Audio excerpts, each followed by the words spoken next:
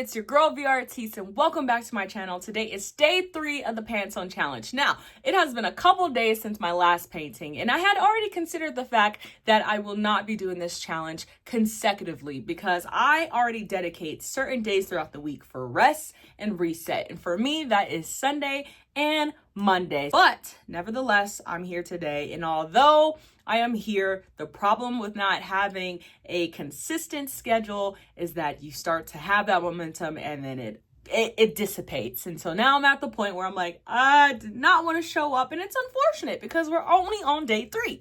We're only on day 3, but nevertheless, I'm here today. And if you're new to my channel, I just want to explain the fact that the Pantone challenge is a way for you to have a daily practice. And for me, it's very critical because I have not created any artwork in over a year. So I am doing the Pantone challenge because I believe that the foundation of a great artist is by doing bad art. Now, I used to never adapt to this theology, but I believe that in order for me to show up daily, I need to have a small bite-sized practice that permits me to do so. So I'm challenging myself to do the Pantone challenge. And on top of that, I'm challenging myself to get outside of my comfort zone and do and explore subject matters that I typically wouldn't do. So let's get into it.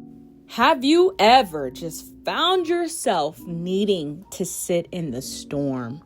Well, for today's piece, I sat in the storm itself, and honestly, that felt real for me. These last 2 days were supposed to be about rest and reset, as I mentioned, but I couldn't sit in that. And instead of peace, I found myself tangled up in negative thoughts, and I started questioning everything. This series, my art, my purpose. And once that spiral began, it was hard to pull myself out of it. And that's the thing about storms. They don't always show up with thunder and lightning. Sometimes they creep in quietly, settling like a heaviness in your chest and like a fog over your vision and a whisper that says, why even bother? What is the point? Who even cares? And maybe that's why I've always struggled with painting clouds. There's this constant battle between me and them, and clouds look so effortless in the sky, full of perfection inside their imperfections. But when I try to paint them, something in me wants to control it, to capture them exactly. And yet clouds don't work like that. They resist control. They remind me that beauty isn't in getting it right. It's in their shifting, their changing, their refusal to stay still. So as I painted today, I realized these clouds weren't just about the sky. They were about me, about the storm inside that I couldn't ignore anymore. And maybe I wasn't meant to master it.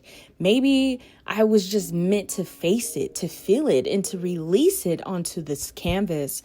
And I want to remind you, sometimes we have to sit in our storms. Yep. To admit we're hurting, to admit we're doubting, to admit we don't have it all together. But storms are never the end of the story. They always pass. They may leave us shaken.